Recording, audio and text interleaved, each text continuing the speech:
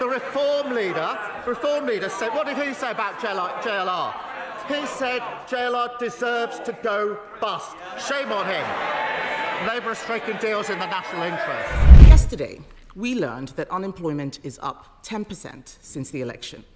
Why does the Prime Minister think unemployment is rising on his watch?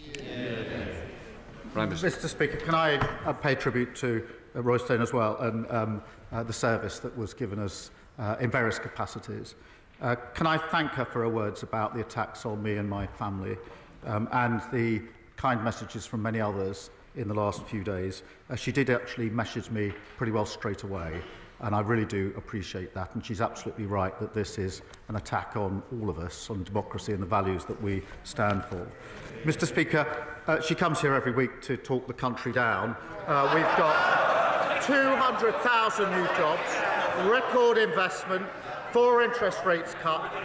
Contrast that to the disastrous Liz Truss mini-budget, inflation through the roof, and a £22 billion black hole.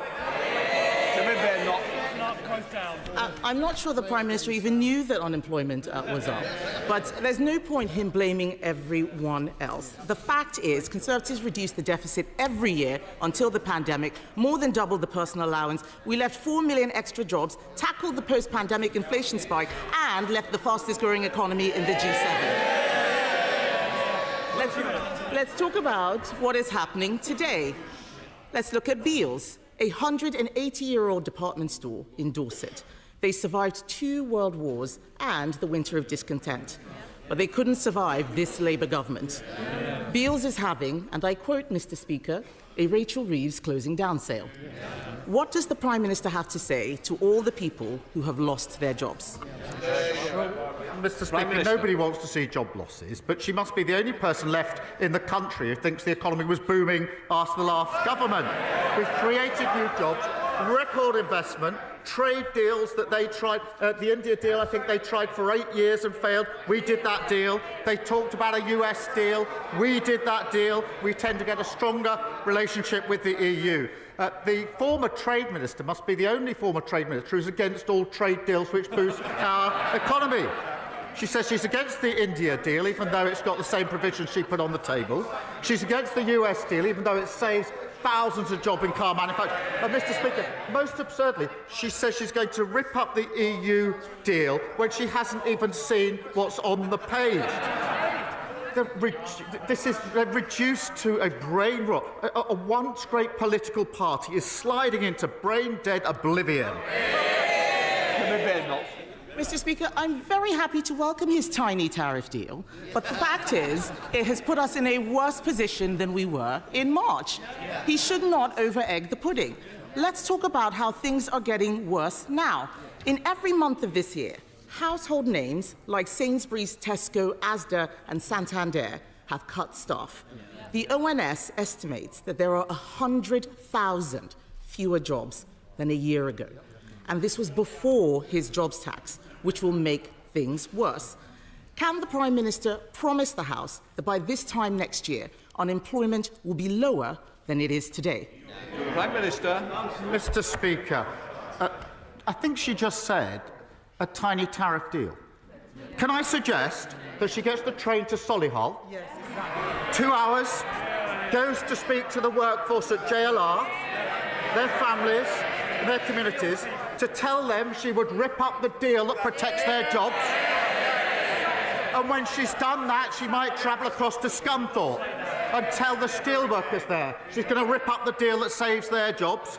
And then if she's got time, go up to Scotland and talk to the whisky distilleries. Tell them she'd rip up the deal that's creating 1,200 jobs for them, boosting their exports, and then come back here next week and tell us what reaction she got.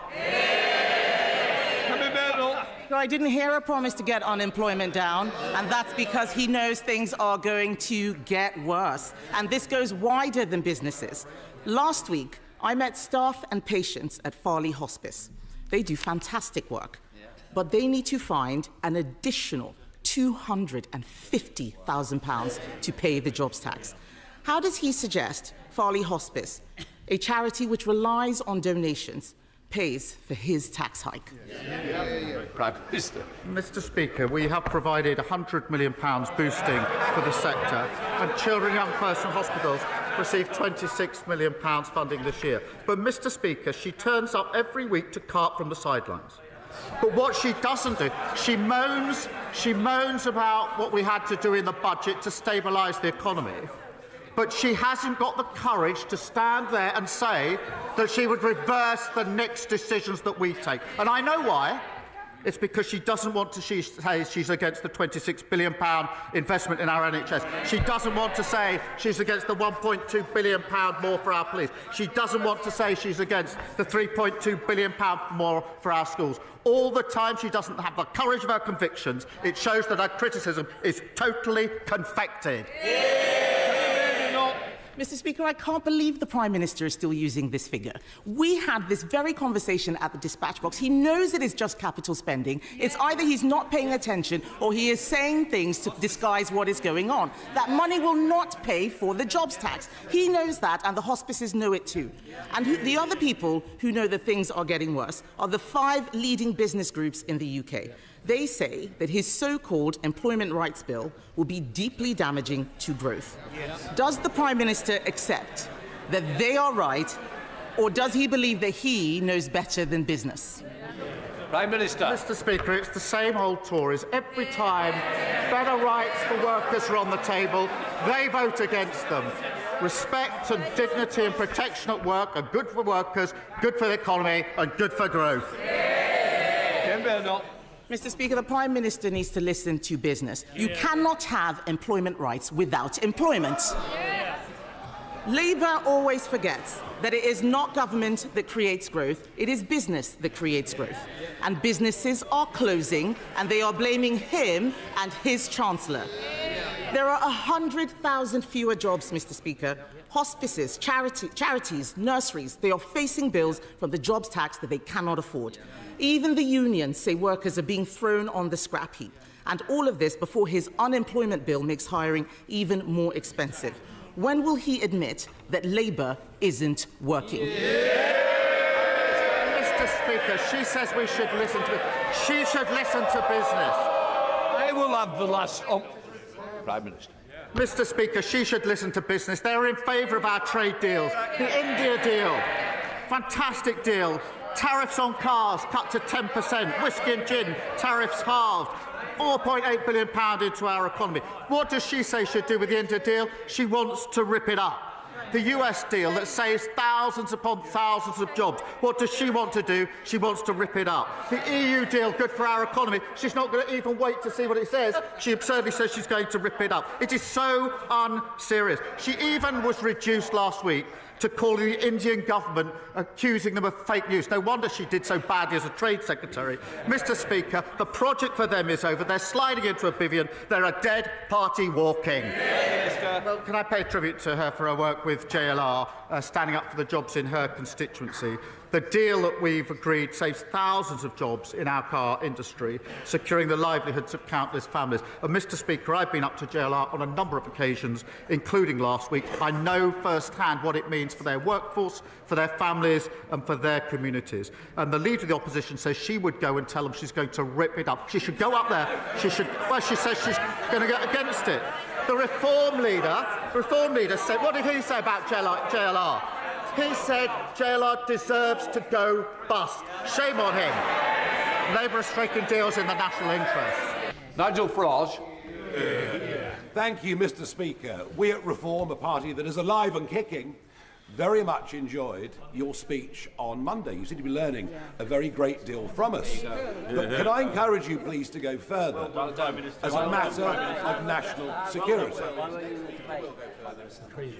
As a matter of national security. Over the weekend, an illegal immigrant from Iran, who we believe came by boat, was arrested in the north of England on serious charges of terrorism. Since the speech on Monday, 1,000 young, undocumented young males have crossed the English Channel.